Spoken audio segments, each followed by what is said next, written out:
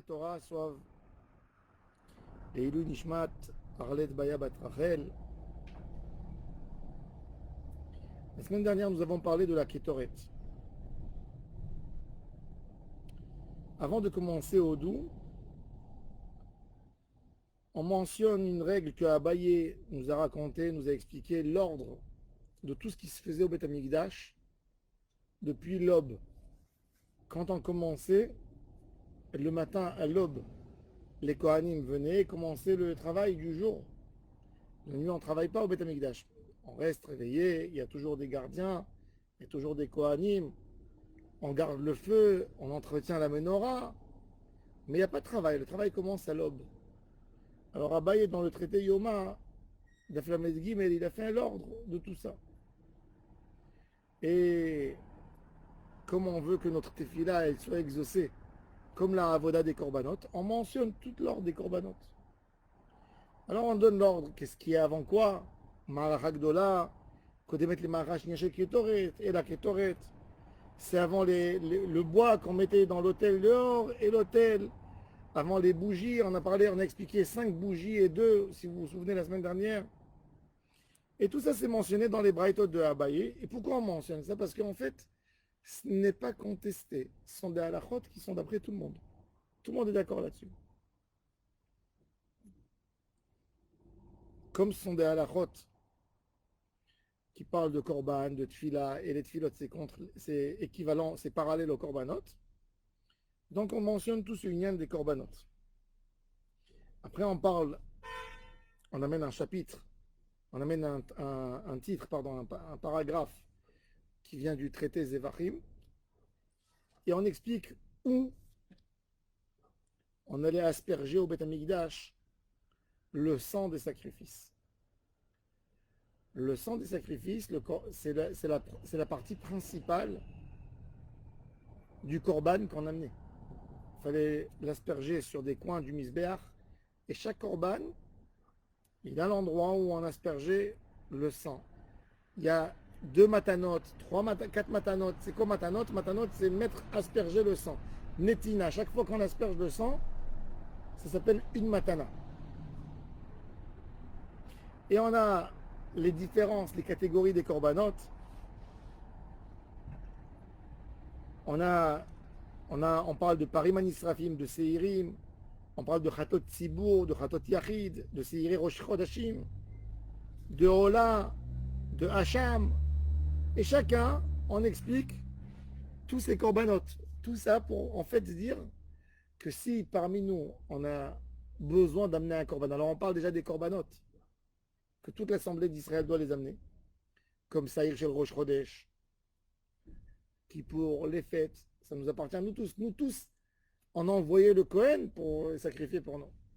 Et puis il y a des corbanotes qu'on est censé amener. Un korban khatat, un korban hacham. Alors du fait qu'on mentionne cette halakha qui parle du sang, c'est déjà une mitzvah de la akrava du korban.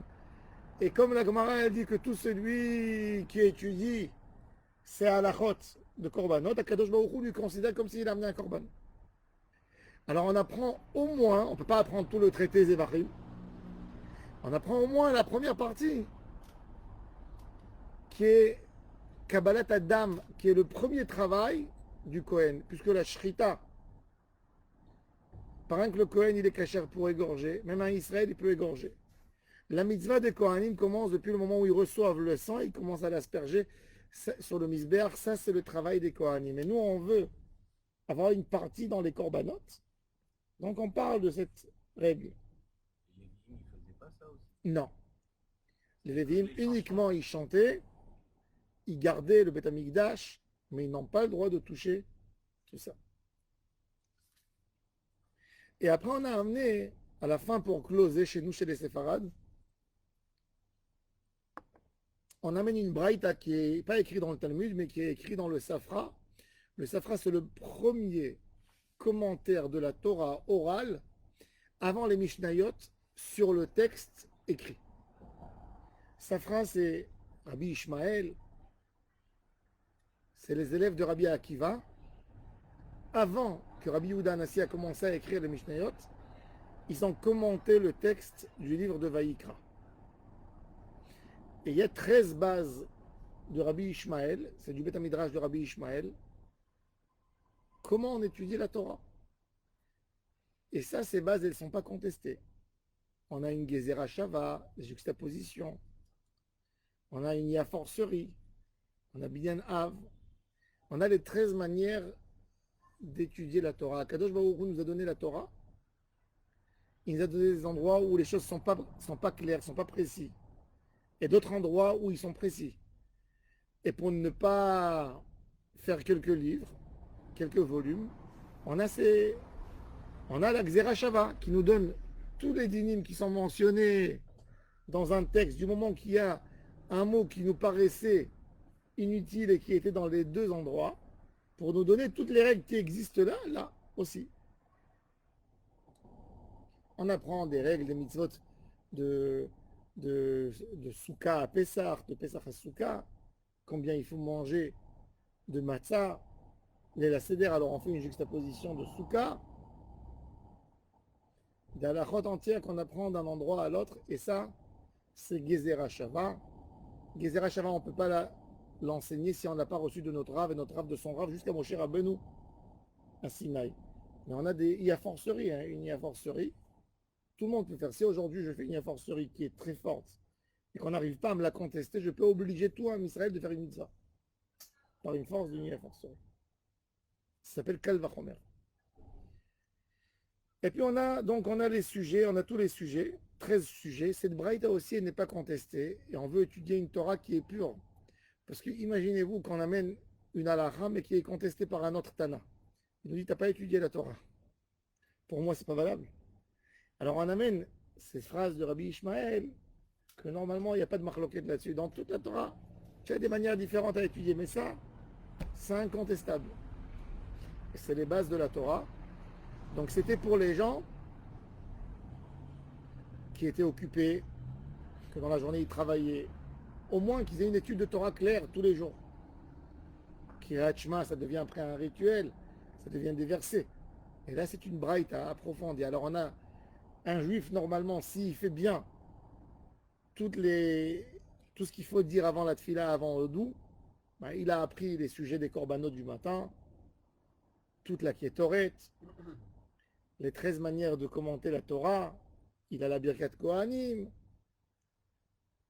et il a le texte du schéma, il a une étude de Torah. Dans l'heure de la prière, tu peux lui donner 20 minutes de Limud Torah.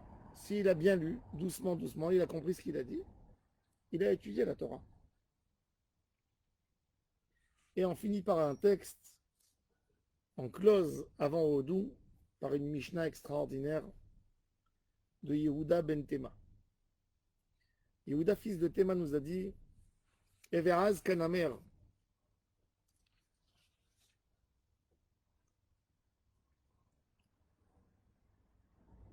Sois audacieux comme le panthère et léger comme l'aigle, et que tu cours, et que tu sois léger comme un cerf et puissant comme un lion. Pourquoi? Pour faire la volonté de ton Père, la volonté du ciel. Lui-même, il a dit, sache-le, que tout homme qui est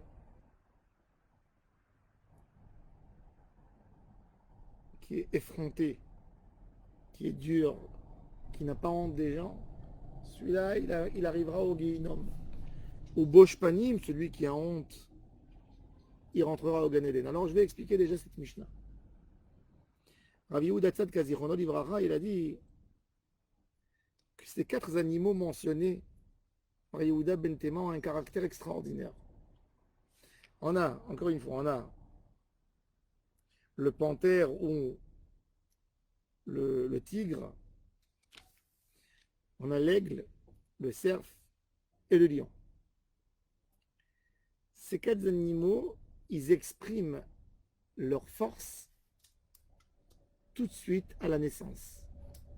Un cerf, quand il met bas, la gazelle quand elle met bas, le petit, comment il s'appelle, le petit, hein, fan, il il court tout de suite. L'aigle, léger, léger, il commence déjà. Yehuda Ben Tema nous dit, le caractère du Oved Hashem, ça doit devenir un caractère. C'est difficile au début. Au début, c'est très difficile de rentrer dans la Avodat Hashem. Ça nous paraît très compliqué de se lever tous les matins, ne pas louper un Kriyat Shema, ne pas louper ceci, ne faire ça. Et quand on rentre doucement, doucement dans la Avodat Hashem, ça devient un caractère. De la même manière que l'aigle, il est léger, il monte en haut, c'est pareil.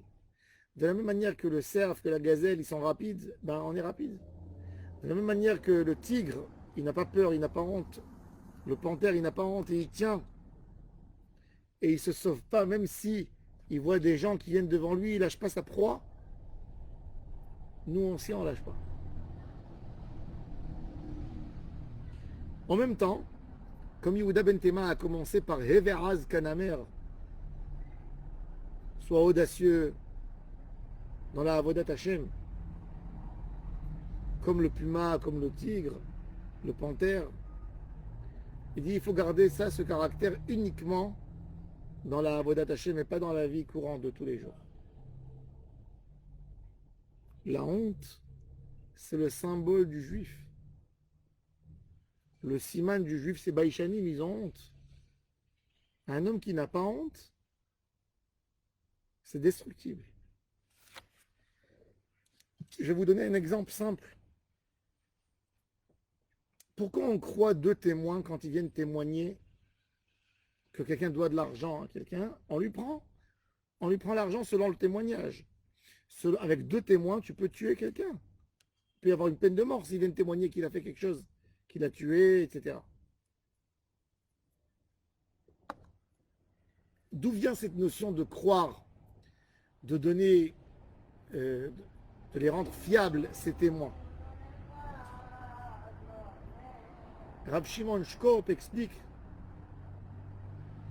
qu'un homme est fiable. Pourquoi il est fiable? Parce que normalement, il a honte quand tu l'attrapes qu'il ment.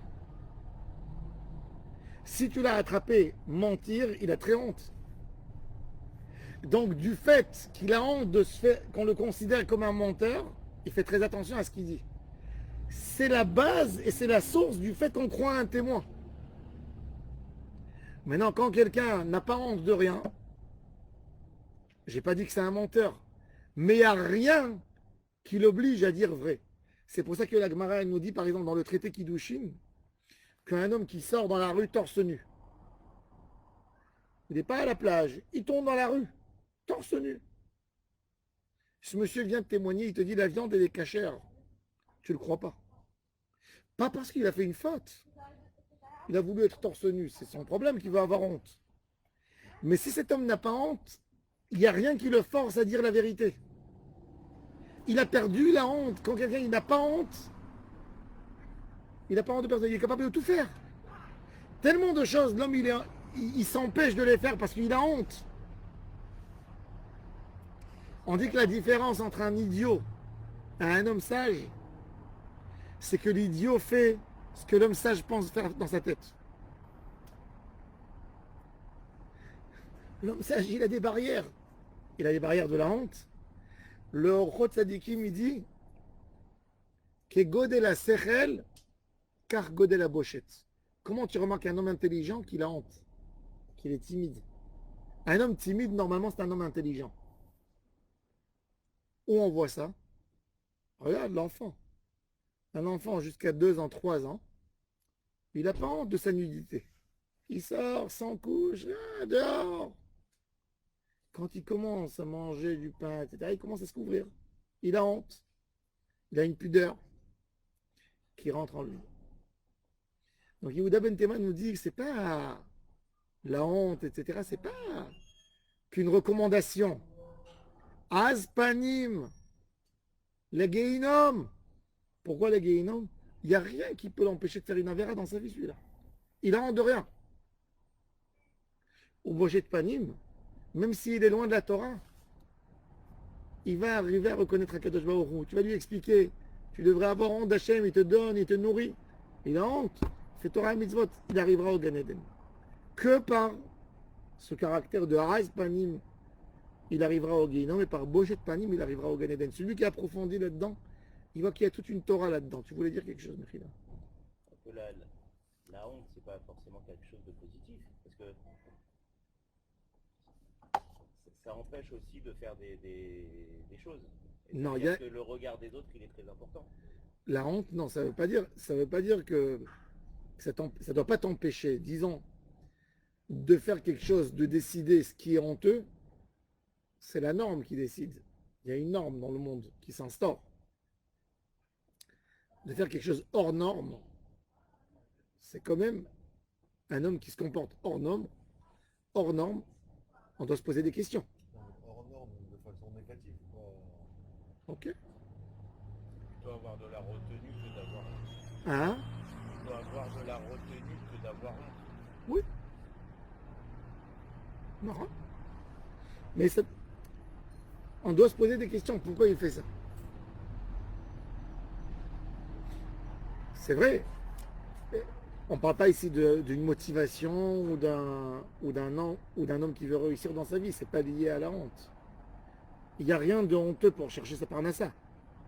La Gemara, elle dit, dépece un cadavre dans la rue pour vendre sa peau et faire de l'argent et ne tends pas ta main. C'est-à-dire, il y a des valeurs. Les valeurs du travail, c'est le plus important. Elle te dit de quoi il faut vraiment avoir honte. Il y a des règles quand ça vient avec des valeurs. Mais on parle d'une manière générale. Éduquer les enfants à avoir honte, à être timide. Je ne parle pas d'être réservé, avoir des problèmes, de ne pas savoir s'exprimer. Ce n'est pas lié à tout ça. Quand on parle ici de Bochet Panim, comment il dit le Ramban? Le Ramban, il dit, quand quelqu'un il te parle, ne le regarde pas dans les yeux. Baisse tes yeux. Baisse tes yeux. C'est audacieux. Quand un homme, il prend cette habitude de regarder les gens dans les yeux, il parle avec une femme, il la regarde dans les yeux, c'est pas tsniout. Pas beau. Baisse tes yeux. Ça montre pas que tu es faible. Et ça, c'est Gan Eden. Bochet Panim, le Gan Eden. D'ailleurs, il faut savoir que puisqu'on a dit des paroles de Torah, depuis Birkat HaShachar jusqu'à Odou, s'il y a quelqu'un qui peut faire Kaddish, ben il fait un Kaddish à l'Israël. Ici, c'est le moment d'expliquer qu'il y a une superstition chez les Marocains, les Tunisiens, les Algériens. Dieu préserve, ils ont très peur de dire Kaddish. Il faut savoir que le Kaddish à l'Israël, c'est pas un Kaddish yatom. Normalement, même un homme qui n'a pas perdu ses parents, il peut faire Kaddish à l'Israël. Kaddish à l'Israël, il s'appelait à l'époque Kaddish de Agadta. C'était le Kaddish que le Rav disait à la fin de son Shiur Torah pour bénir tous ceux qui sont venus étudier. Et en remercier Hachem, garde les sages, ceux qui transmettent la Torah à l'Israël, Val Rabbanan, Val Talmideon, Val Talmidei Talmideon, Diadvin, Ve'askin, Be'oraita Kadisha, qui étudient la Torah. Et on leur souhaite des choses. Le Kaddish à l'Israël n'est pas lié du tout à l'orphelinat. Mais la notion des Kaddish sont perturbées chez nous. On a 5 types de Kaddish. On a Khati Kaddish. On a Kaddish à l'Israël. Kaddish des Rabbanan. Kaddish des Rabbanan. Kaddish Yeshelama. Et Kaddish Dei Waratid Leitradeta. C'est le Kaddish de l'enterrement. Ce Kaddish, il a été adopté par les Ashkénazes, on ne sait pas pourquoi, pour finir une Maseret. Quand on finit le Maseret, chez les Sfarad, ça n'a jamais existé ce Kaddish. On ne dit pas ce Kaddish à la fin d'une Maseret. On fait un Kaddish à l'Israël. On ne fait pas ce Kaddish. Ce Kaddish, c'est quand on enterre le mort, on le met dans le trou. Il n'a jamais existé. Par une raison, on ne sait même pas pourquoi.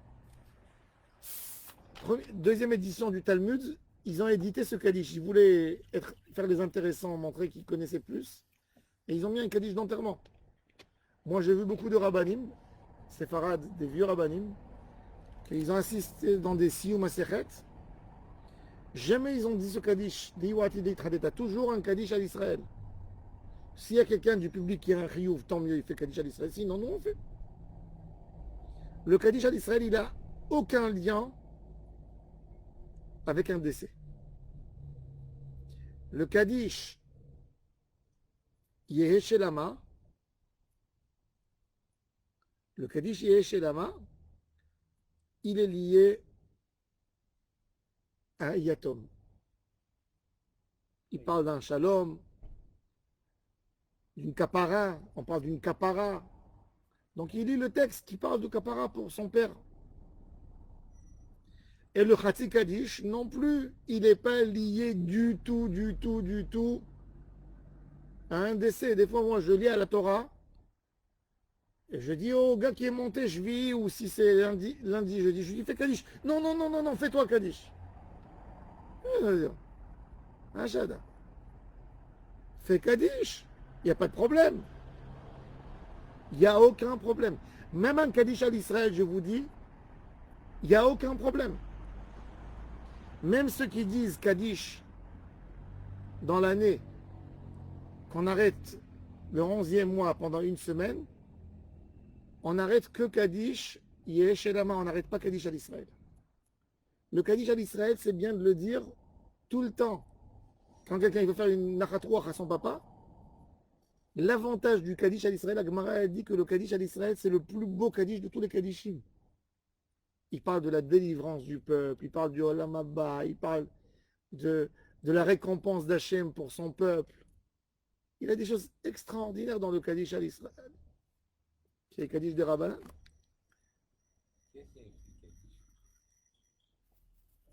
Le Kaddish, il est très ancien. Le texte du Kaddish est très ancien. Il était déjà depuis l'époque de Rabbi Akiva et avant. Et on faisait un soutien, on remerciait Hachem, surtout le Kaddish à l'Israël, son importance, il est énorme parce qu'il vient après des livrets Torah. C'est le plus important de tous les Kaddishim. Il faut savoir qu'une parole de Torah est plus importante même que la Kedusha qu'on fait dans la Tfila. Plus importante qu'un Amen Yesh Meraba, une parole de Torah. Et c'est pour ça que pour la Torah, ça se mérite un Kaddish. Le Kaddish, c'est un moyen de finir pour les gens qui ont écouté le cours de Torah, comme une lecture de Torah, de faire la bracha après le cours. Donc on fait Kaddish. On a commencé le cours par la tfila de Rabbi Nechounia ben Akana, ou même des fois après, et remercier Hachem, et il dit Beshem Hachem Naaseh, on étudie la Torah. Et quand on se lève, on remercie Hachem sur notre sort, qu'on a eu le mérite d'étudier la Torah. Le Kaddish, il a des qualités extraordinaires. On a par exemple, et je vais être bref, je ne vais pas rentrer dans les détails, on a le nom divin, le Shem HaMeforash, qui est dans le Amen Yesh Meraba, où on l'a Veishtabach, Veitpar, Veitromam, Veitnase, Veitadar, Veitale, Veitalal. 7 mots qui commencent par Vav, qui signifie dans le chiffre numérique 42, le Shem Membet, du Shem HaMeforash. Et dans les livres de Kabbalah, ils sont mentionnés comment c'est écrit. Et c'est dans le Kaddish. On a des mots extraordinaires qu'on parle avec Akadosh Baruch Hu, des louanges exceptionnelles. Je vais rien que dire une phrase extraordinaire, une histoire sur le Kaddish, et on va passer à Odou. Dans le Kaddish, je parle de la moitié du Kaddish, la première partie du Kaddish, qui se finit dans Miran Be'alma Ve'imru Amen. Le dernier texte, il dit que Kadosh Baruch Hu sera au-dessus de toutes les bénédictions, de tous les chants, de tous les louanges et de toutes les consolations. Rabbi Aaron de Belz, il s'est sauvé d'Hongrie. il s'est sauvé d'Hongrie. Pendant la Seconde Guerre mondiale, il a perdu sa femme, ses 11 enfants. Il est venu en Eretz Israël, les nazis le chercher. Brisé. Et un de ces chassidim lui a posé une question intéressante. Rabbi, en quoi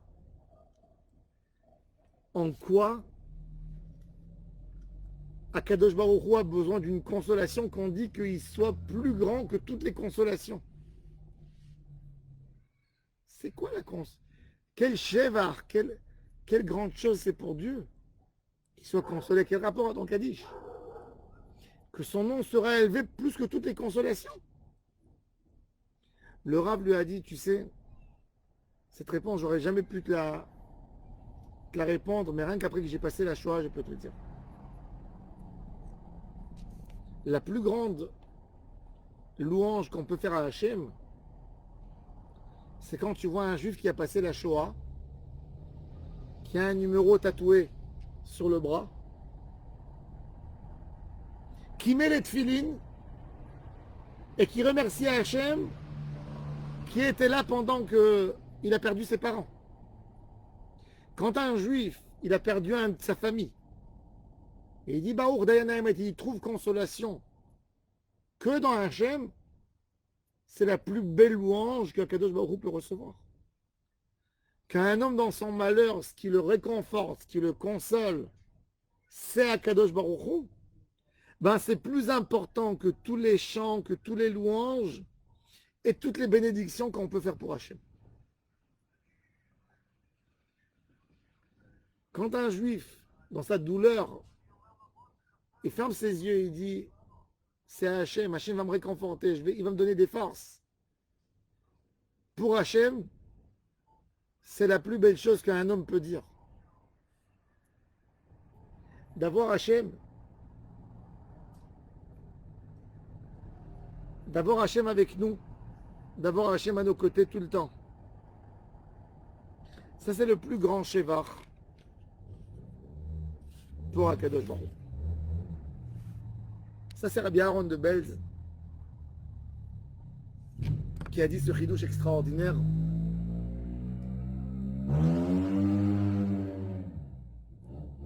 Nous allons maintenant parler un peu de Odou. Le texte de Odou. Odou est un texte sacré. Et c'est intéressant, quand on ouvre la Bible, alors c'est un texte qui est doublé. Odou la Hashem Kirou Bishmo, il est doublé, il existe dans le livre de Tehilim, chapitre 105. Oui, Odou la Hashem Kirou Bishmo. Mais il est aussi écrit dans le dernier livre de la Bible, qui est le livre de Divrei Hayamim, qui se trouve dans Ketuvim. Il est là-bas dans la première. Le Divrei Hayamim, il est partagé en deux parties.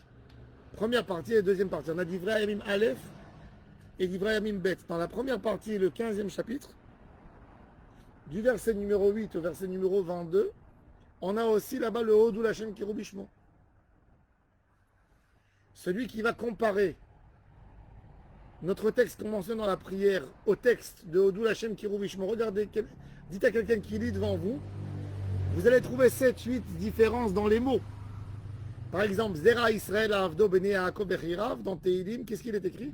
Zera Avraham Avdo. Nous, on lit le texte de Divrei Hayamim, qui est le dernier texte qui a été écrit. Dans le Odou est partagé à 3 textes principaux. Le premier texte, c'est ce qu'on a dit dans Tehilim 105 et dans Divrei Hayamim Aleph, 16e chapitre. Ensuite, on a une deuxième partie qui est là-bas aussi, dans le Divrei Hayamim, et ainsi dans le Tehilim, chapitre 96. Et après, on a la troisième partie de Odou, qui est un assemblage de 22 versets du Tehilim, dans d'endroits différents, et on a formé de ça un texte. Et puis après, on a le Haromimcha Hashem qui dit Litani velo simarta ivaili. Le Mnatar Mizmor Shir Chanukat Abayit le David. Qui c'est qui a dit le Hodou Hashem qui roubishmo? D'où c'est venu? Qui c'est qui a écrit ce texte de Hodou Hashem qui roubishmo? Dans Tehilim, c'est pas écrit le nom de l'auteur. C'est pas écrit l'Amnater Mizmor le David Hodou Hashem qui roubishmo. Qui est l'auteur de Hodou Hashem qui roubishmo? Le Midrash nous raconte, et dans Seder Olam, il raconte, il y a eu une guerre terrible à l'époque de Eli, le Kohen Eli, avec Chofni et Pinchas. La Gemara, elle raconte dans le traité Yoma une tragédie. C'était le Kohen Gadol à l'époque du prophète Samuel, que ses enfants ont profané le rôle de Kohen. C'est-à-dire, une femme, quand elle a accouché, avant de rentrer d'être à la maison après son mikvé, etc., elle avait besoin d'amener un sacrifice qui dépendait de ses moyens. Ça s'appelle Korban Ole Veyored. Ole Veyored, c'est pas qu'il monte au ciel, c'est Ole Veyored d'après les moyens de l'homme. D'après les moyens de l'homme, Ole Veyored. Et puis, les femmes d'Israël, elles allaient au Beth Amikdash, au Mishkan à l'époque, au Tabernacle qui se situait à Shiloh, pour amener leur sacrifice. Les enfants de Élie, et voyaient que la majorité des femmes étaient des femmes pauvres, qui n'avaient pas de moyens. Qu'est-ce qu'elles amenaient avec eux? Un nid, des pigeons. Ça n'avait pas. Et ils voyaient des gens qui étaient riches, qui venaient avec des sacrifices de Korban Khatat, et ils disaient, là on a de la viande, là-bas on n'a pas de viande.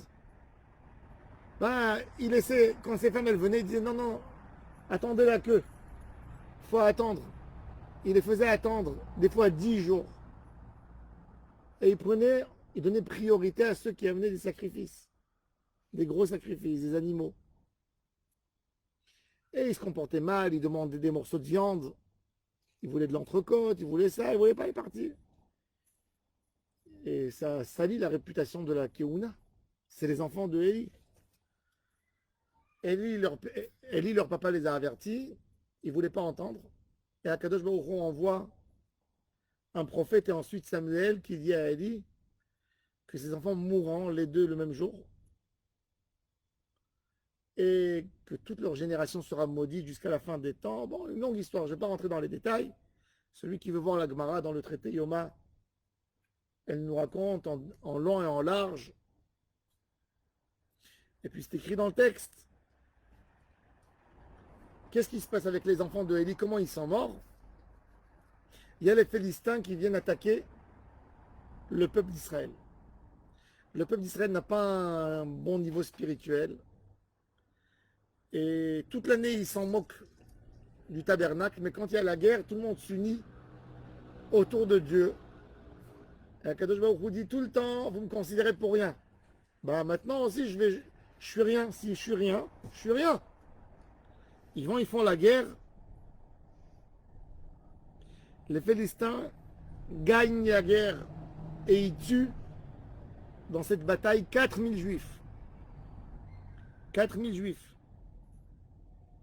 Les juifs sont en panique. Et ils disent, vous savez ce qu'on va faire? On va aller amener l'arche dans le champ de bataille. L'arche, il va massacrer nos ennemis. Ils amènent l'arche. Qui c'est qui va porter l'arche? Les deux enfants de Élie. Ses adjoints, ses bras droits, Chofni et Pinchas. Ils descendent dans le champ de bataille et ils essayent de l'amener vers le camp des Philistins pour que l'arche les tue. Les Philistins sortent. Ils tuent Chofni et Pinchas. Ils prennent l'arche. Ils l'ont captivé. Et ils tuent ce jour 30 000 juifs dans la seconde bataille. Le peuple a été fracassé. il y a un soldat qui se sauve du champ de bataille. Et il court et il trouve Eli, le Kohen Gadol, qui a 100 ans presque, qui est assis sur un tabouret à l'entrée du tabernacle. Et il lui dit, mon père, quel malheur. Il dit, qu'est-ce qui se passe? Tes 2 enfants sont morts. Et il dit, mais il est où l'arche? L'arche a été prise. Quand il a entendu l'arche a été prise, il tombe en arrière. Le Kohen Gadol, Eli, qui était un des prophètes, des 48 prophètes, il se casse la colonne vertébrale et il meurt sur le champ. La femme de Hophni est enceinte, elle doit accoucher, et elle est sur son lit, elle est en train d'accoucher, et elle entend les mauvaises nouvelles de douleur, elle a des difficultés. Elle commence à perdre la respiration. Et la sage-femme, elle lui dit, réjouis-toi, t'as un garçon. Elle lui dit, appelez-le Ikavod, manque de respect, qui gala kavod mi Israël, vechin nishba Aaron à Elohim. L'arche a été prise. Qu'est-ce que je peux dire en ce moment? Mon mari est mort, l'arche a été. Appelez cet enfant manque d'honneur, car il n'y a plus d'honneur pour le peuple. Et elle meurt. Ça, c'est tragédie pour la famille de Eli. Alors, quel truc terrible. Les Philistins étaient contents. Ils ont tué 34 000 juifs en 2 jours. Ils ont captivé l'arche, qui est le symbole du judaïsme. C'est le symbole que les juifs sont dirigés derrière cette arche. 40 ans dans le désert. Il y a les tables de la loi là-bas que Moïse a fait descendre. Vous imaginez un peu? Le symbole des Juifs, la force de la nation est tombée. Et les Philistins qui viennent massacrer, ils font des ravages dans les villes juives. Pour rabaisser encore plus les Juifs, ils prennent l'arche et ils l'amènent devant leur dieu qui s'appelle Dagon. Bet Dagan. Vous connaissez Bet Dagan? Le mot Bet Dagan, c'est un village philistin qui est nommé sur le nom d'une idole, Bet Dagon. Ça s'appelle Dagon. Ben, ils amènent une offrande comme dans les guerres à l'époque. Quand un peuple gagnait l'autre peuple, il prenait son dieu, il le mettait à plat devant l'autre dieu. Regarde, tu nous as aidé à massacrer l'autre dieu. Le matin, quand les Philistins ils rentrent pour amener les offrandes pour leur dieu, ils voient que ses pieds et ses mains sont coupés. Ils changent de statut. Et le lendemain, encore une fois, ils vont y fracasser. Et là, ils commencent à avoir tous des maladies terribles chez eux. Ils ont des top-souris qui viennent, qui les mordent, qui leur amènent des maladies, qui mordent. Une souris, elle a peur d'un homme, qui mord les gens dans les rues et qui les tue. Et des malheurs de partout, dans tous les villages des Philistins. Ben, ils ont très peur de l'arche et un village de Philistins envoie l'arche dans l'autre village. On n'est pas capable de garder. Et ils prennent tous les maladies chez eux. De village en village où ils arrivent. Donc ils comprennent qu'il faut demander pardon à Dieu, le Dieu des Hébreux. Et ils font une faveur. Ils ne peuvent pas attraper l'arche. Tout celui qui s'approche, il meurt tout de suite. Donc ils prennent 2 églottes, comment on dit Égla, non, Egel, le fils de Génis. Ils font un chariot spécial, ils mettent l'arche. De Génis. Et comme ils ont eu des maladies avec des souris qui venaient les mordre, des rats, ils font des rats en or en faveur d'Hachem pour qu'il leur pardonne. Et ils envoient ces génisses et ils veulent voir, parce qu'ils se disent, ils sont pas encore, ils sont en doute. ils vont voir si les génisses, elles vont bien se diriger. Ils les envoient vers des endroits où il y a de la verdure pour manger. Et les génisses, elles ne vont pas vers la verdure. Elles se dirigent vers les villages juifs. Elles vont vers Beth Shemesh. Et c'est là qu'ils ont compris que Béhémet Akadosh Baruch Hu les a frappés parce qu'ils ont touché l'arche. Et quand les génisses, elles marchaient, il y avait une voix qui sortait à côté de ces génisses. Quelle voix? Odula Adonai Kiru Bishmo. Odiru Bahamim Alilotav. Une voix, pas les génisses qui parlaient, mais on entendait cette voix. Sans personne. Am Israël était fou quand il envisageait. Celui qui veut voir toute cette histoire, il peut voir, il n'a qu'à ouvrir le livre de Shmuel. C'est raconter toute cette histoire là-bas en long et en large, ce qui s'est passé. Et donc, ils ont amené ça passait d'un endroit à l'autre. Et ils sont partis jusqu'à Beth Shemesh. Et ils ont dit une shira. Rashi nous dit, Rashi il amène dans Divrei Hayamim. Au début, il fait une introduction dans le chapitre 16. Et il dit que ce chant a été chanté par ces vaches dans ces moments. Odul Hashem Kiru Bishmo. David Ameler, quand il construit pendant 40 ans une maison spéciale parce qu'il fallait ramener à Jérusalem l'arche. Il n'y avait plus de Mishkan, le tabernacle a été détruit. Il fallait rassembler tout, il a monté un endroit à Jérusalem jusqu'au moment où Salomon a construit le temple, qui était la maison finale dans ce voyage. Parce que le Mishkan, il faut savoir, il était d'abord à Shiloh, ensuite il est passé à Eli, il est parti à Gilgal, il était à Nov. Regarde le Rambam, il donne les années, comment ça s'est passé d'un endroit à l'autre. Et donc, ils ont chanté les vaches quand le Aaron, l'arche est venu. Sur le chant, David Amelech l'a instauré de le dire tous les matins devant l'arche au Mishkan, et de là, c'est rentré ce texte dans la Tfila. Ça veut dire que Odou, c'est le texte le plus ancien que nous avons dans la Tfila, avant Birkot HaShachar, qui ont été instaurés par Ezra.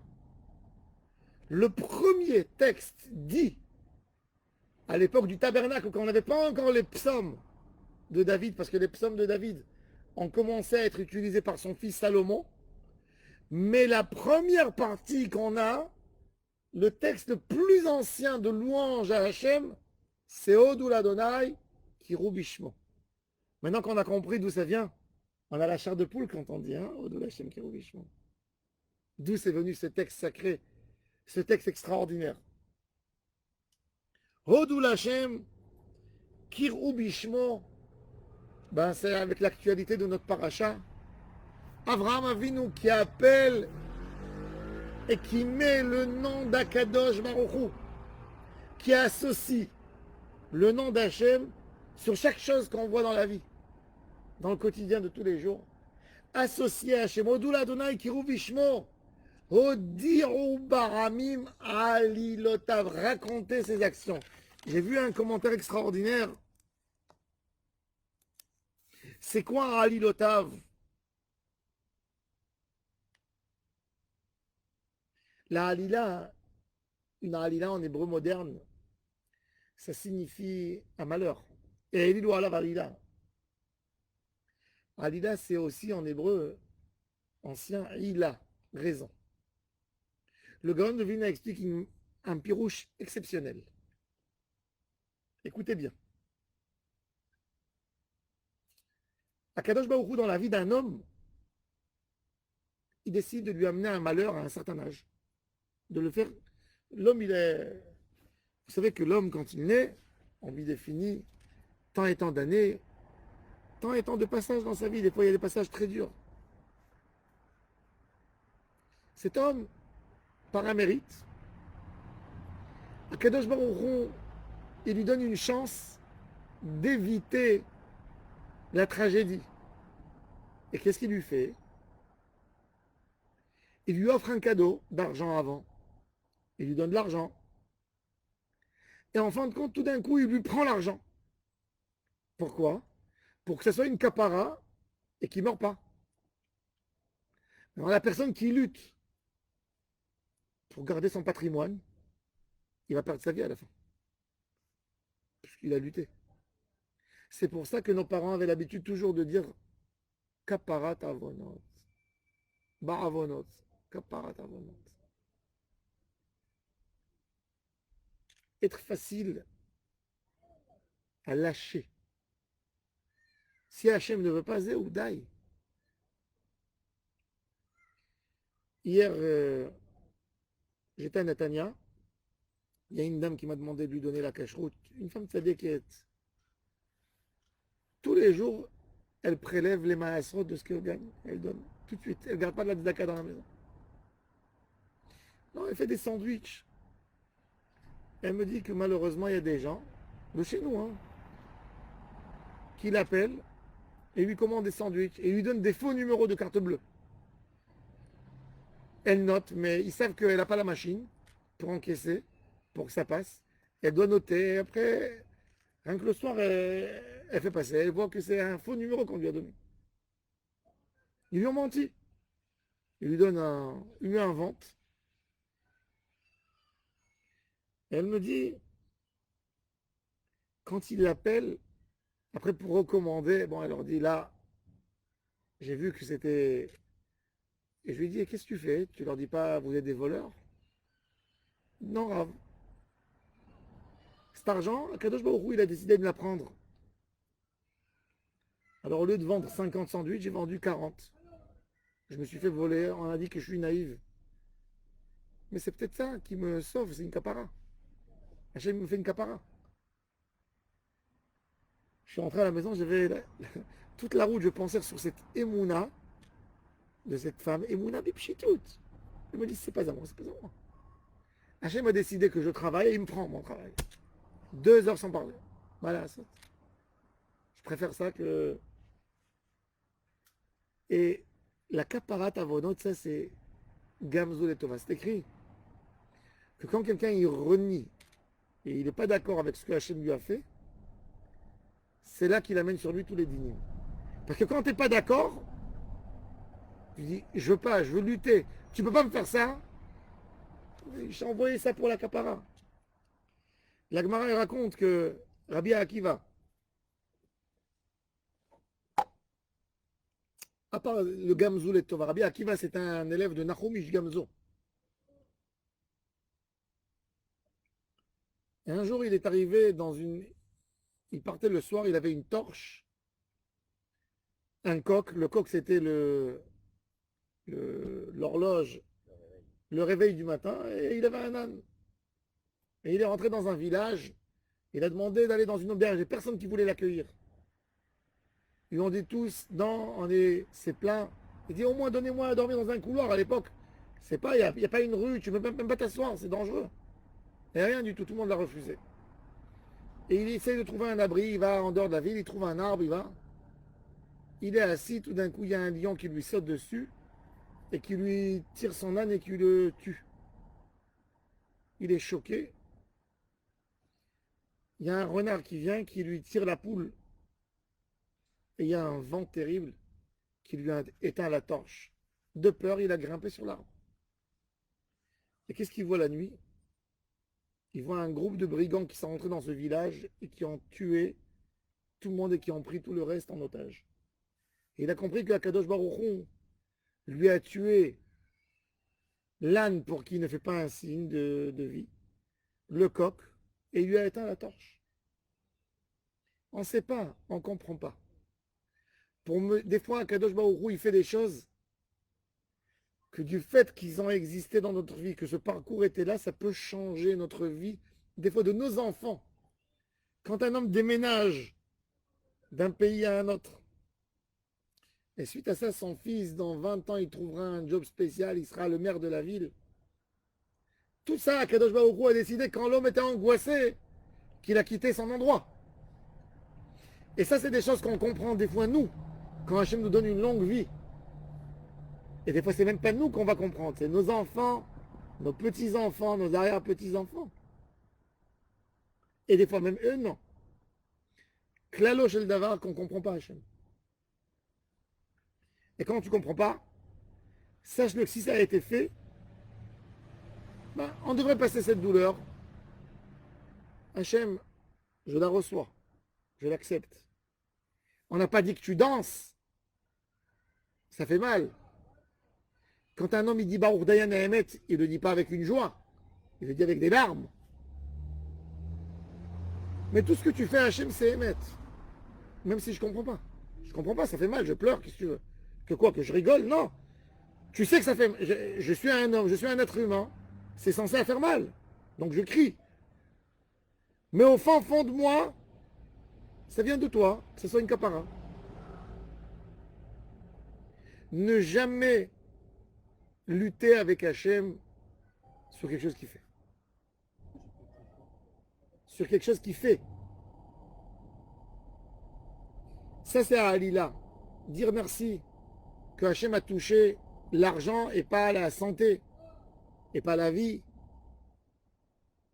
Qu'est-ce que ça vaut? L'argent sans vie ou sans bonne santé. Il y avait quelqu'un ici dans la ville, son argent n'avait pas de bonnes sources. Et il a perdu son argent. Et il est venu, il m'a parlé, il m'a dit, t'as pas quelque chose, une ségoula? Alors je lui ai ouvert le texte de Shlomo HaMelech qui dit que quand quelqu'un fait de l'argent pas correctement, à la moitié de sa vie, il quittera.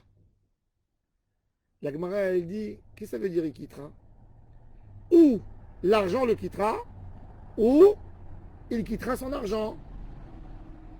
Je lui ai dit, dis merci à Kadosh Baruch Hu, que c'est l'argent qui t'a quitté parce que tu as fait quand même des bonnes choses, et c'est pas toi qui as quitté l'argent. Dis merci. Dis merci à Hachem. Quand un homme il comprend ça, il doit chanter. Merci à Hachem que le verre s'est cassé.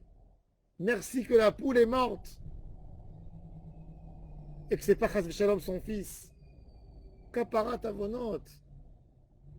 Il a eu un pidyon nefesh. Si l'homme comprenait, Shirulo, Zamrulo, on ne comprend rien. Dans notre vie, on n'est pas capable de chanter parce que ça nous fait mal. La Gemara dit Amar Rish Lakish, Asur le Adam le malé piv tzchok ba'olam hazeh, aval ba'olam haba, oui, sheneemar az imale sechok pinu. Az, même Az, le chiffre Az, c'est 8. C'est Brinat Olam Haba, mais il y a une explication extraordinaire. Pourquoi on va rigoler? Pourquoi c'est tzchok? La rigolade, ce qui amène l'homme à rigoler, c'est l'imprévu. C'est que tu n'as pas pensé. Une belle blague, pourquoi elle nous fait rire? Parce que la blague, elle a un fil conductrice, le fil conducteur de la blague, il t'amène dans ta tête à un certain raisonnement, et après il vient te raconter quelque chose qui est complètement absurde, que tu n'as pas pensé, et c'est ce qui te fait éclater de rire. La preuve, quand un homme il marche dans la rue, il voit quelqu'un qui glisse sur une banane devant lui, il se casse la figure. Avant d'appeler l'ambulance, il est plié en quatre. Il appelle l'ambulance, il y a un monsieur, il se casse la figure. Ouais, il rigole. Rish Lakish nous dit que quand Mashiach va venir, l'homme il va que rigoler. Parce qu'on va lui montrer qu'est-ce qu'il a gagné suite au fait qu'il a été licencié de son boulot. Qu'est-ce qu'il a gagné suite au fait qu'il a fermé ce magasin. Mais il va devenir fou, il va rigoler. Ça va être une... Ça, c'est le chesed d'Hachem. Il faut avoir une émouna shlema. Hachem ne fait pas de mal. Impossible. Hachem, c'est la source du bien. Même quand Hachem, qu'on appelle nous punir, c'est nettoyer l'homme pour le réparer. C'est le côté bon qui veut séparer le mal qu'il y a dans l'homme. Et l'homme, d'après ce que Hachem a créé dans le monde, il ne peut pas vivre. Et donc, même le côté rigoureux, il vient du bon côté. Dans les sphères, c'est la chokhma qui a amené la bina. La chokhma, c'est miséricordieux, c'est pas rigoureux. Abraham, qui est chesed, Oli de Titzrak, qui est digne. Le chesed, en fin de compte, il ne peut pas tenir quand il s'éparpille sans fin et sans limite. Il va se détruire, donc il est obligé de se préserver. Le klal, comme il dit Ramchal, et il explique tellement magnifique dans Koufla Metret Pitre Chorma, c'est les bases de l'étude de la Kabbalah, c'est qu'il ne peut pas y avoir quelque chose de mauvais qui sort du bien. Donc forcément, c'est qu'on n'a rien compris. Et c'est ce qu'on dit. Quand on a mal, Hachem, on n'a rien compris. Et si on est encore plus ma'amin, on essaie de chanter. Merci Hachem. Merci. Je ne comprends pas. Mais si tu l'as fait, toi tu sais pourquoi. Et comme j'ai confiance en toi à 100% que c'est pour le bien, alors zé ou zé. Si je peux, si je suis bitmimout, je chante. Ça c'est la Emouna. Ça c'est Am Israël tout le temps. Qu'est-ce qu'on a eu par la galoute? On ne sait pas. Qu'est-ce qu'on a été métaken en Égypte? On a compris qu'après. Dans le livre de Kabbalah, plus on a souffert en Égypte, plus on était apte pour Matan Torah. Un homme par la souffrance, il comprend des choses. La Gemara nous raconte que Rabbi Shimon Bar Yochai, quand il est sorti de la grotte, qui c'est qui est venu l'accueillir? Son beau-père, Rabbi Pinchas Ben Yair. Et il a vu son gendre avec des bouclettes. Il ne s'est pas coupé les cheveux, 12 ans. Après encore un an dans la grotte. Il était sale. Il se couvrait avec le sable. 12 ans, 13 ans, il n'a pas fait de douche. Il n'a pas pris une douche. Quand il l'a amené à la maison, il y a son beau-père. Ils ont tous dit, Rabbi Shimon, mais il avait l'air, imaginez-vous, d'un monstre. La kdusha, tout ce que vous voulez, mais vous voyez quelqu'un, il n'a pas fait ni ceci, ni... Vous savez que ça veut dire 13 ans. C'est Robinson Crusoe. C'est... Hein? Oui. Mais il s'ardoute, après 2 mois, ils ont shampoing, elle n'a rien. Ni parfum, ni aftershave, ni eau de cologne, ni crème, ni pommade, ni couverture, ni habit. Rien. Il a mangé des caroubes et de l'eau, 13 ans. Il y a son beau-père, Rabbi Pinchas Ben Yair. Et vient, il dit à son gendre, mon fils, avant que tu rentres à la maison, voilà, j'ai réservé le hammam privé que pour toi. Laisse-moi, fais-moi plaisir de venir, de te décaper un peu. Couper les cheveux. Il amène au coiffeur. Et de là-bas, ils vont au hammam. Et quand Rabbi Shimon Bar Yochai, il enlève sa tenue pour commencer à se baigner, Rabbi Pinchas Ben Yair, il voit que le sable, il a gercé, il a coupé le dos de son gendre, il a des traits sur le dos terribles, des blessures. Et Rabbi Pinchas, soigneusement, il met une crème. Et il a les larmes qui coulent sur le dos de son gendre, de Rabbi Shimon. Et Rabbi Shimon qui crie, les larmes, c'est salé. Et il crie. Et il dit à son beau-père, arrête de pleurer, tu me fais mal. Et Rabbi Pinchas qui l'embrasse et qui dit, malheur à moi que je t'ai vu dans ces moments-là. Malheur à moi. Il se fait du mal de voir son gendre, il adore son gendre comme son fils. Malheur à moi que je te vois comme ça. Et il dit, mon père, sois heureux que tu me vois comme ça. Avant, quand tu me posais une question, je te répondais une réponse. Maintenant, quand tu me poses une question, je te réponds 24 réponses en Torah.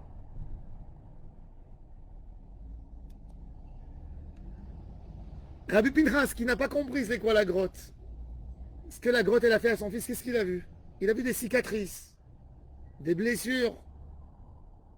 Rabbi Shimon, il a eu le mérite de comprendre qu'est-ce que ça lui a fait. Il dit, mais je suis l'homme le plus heureux, mais tu sais qu'est-ce que j'ai obtenu moi après 13 ans? Tu sais quelle vision claire j'ai eue dans la vie? Tu sais le niveau d'intellect que j'ai obtenu? Il n'y a rien qui peut me donner ça. C'est des dargotes. C'est-à-dire qu'à des niveaux, on comprend des choses. On ne comprend pas beaucoup de fois des choses parce qu'on est tellement dans le matérialisme que c'est difficile de comprendre. Très difficile. On espère, on demande à Hachem qui nous donne la finesse de pouvoir comprendre. Hachem Yebezreno. Ces paroles de Torah sont pour l'élévation de l'âme de Arlet Baya Bat Rachel, Ruach Adonai Tenichena Began Eden, Tenuach Began Eden היא לכל בנות ישראל השוכבות עמה בכלל הרחמים והסליחות וכן יהי רצון ונאמר אמן.